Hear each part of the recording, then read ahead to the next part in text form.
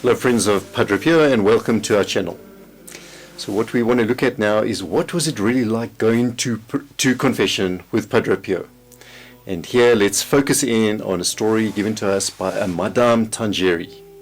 Now she was a brilliant person. She spoke 7 languages fluently, and she studied medicine, and she designed and published over 30 scientific medical experiments. So not only was she brilliant, but she was courageous, and she chose to suffer arrest, for instance, for helping the church behind the Iron Curtain. And she was, that we saw last time. Now, I don't know about you, but going to confession I do not find an easy thing. Even just scratching the surface of one's sins, it's kind of unpleasant. But what happens now when you're faced with someone on the other side who can actually read your soul? He sees everything that is happening, that has happened, and he can bring it right to the surface. Imagine how uncomfortable that is. So basically, Padre Pio saw us as God sees us, and he put it plainly, and Madame Tangeri explained it like this. You would kneel in the confessional, and then Padre Pio would ask, how long has it been since your last confession? And she said, with that, contact was now established, and from that point on, it was as if Padre Pio knew everything about you. And so, for instance, if our answers were unclear to him, then Padre Pio would correct the answers. And we really got this impression that Padre Pio knew us, that his eyes saw through us, and that he saw us as God saw us. She says there were no useless words either. There was no room for discussion really. There was no wiggle room. He didn't allow that, because Padre Pio would just interrupt a conversation with, in a pleasant way, a few inspired words which would be directing us towards the solution of our problems.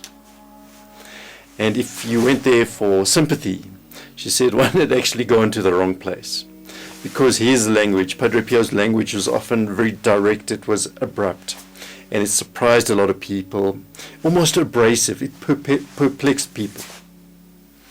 But according to Madame Tangeri, he was in fact acting like a surgeon.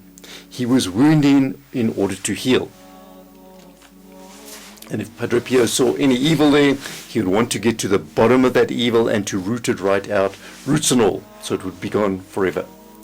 And his rough and ready manner, she said, was never arbitrary. It was never unjust.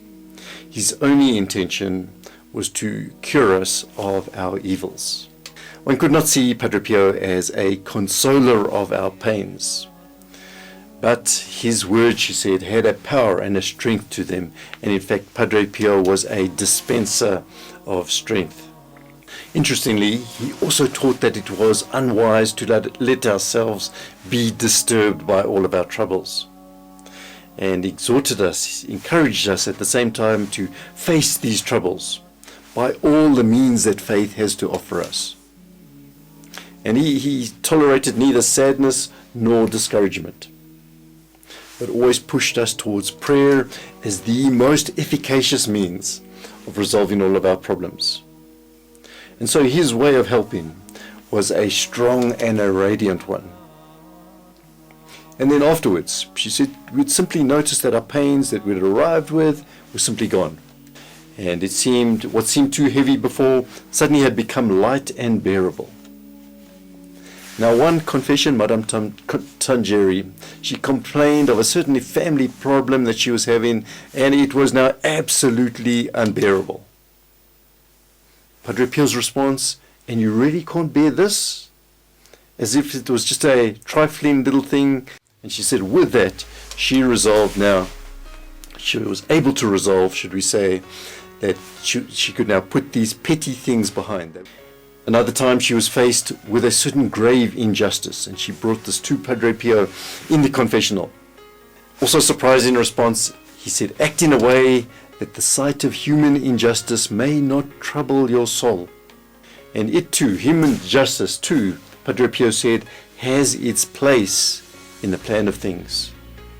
What an unexpected answer. Now, Madame Tangeri had committed to do an hour, just 1 hour a month, of what they called a perpetual rosary. But she confessed to Padre Pio that she often forgot to do this.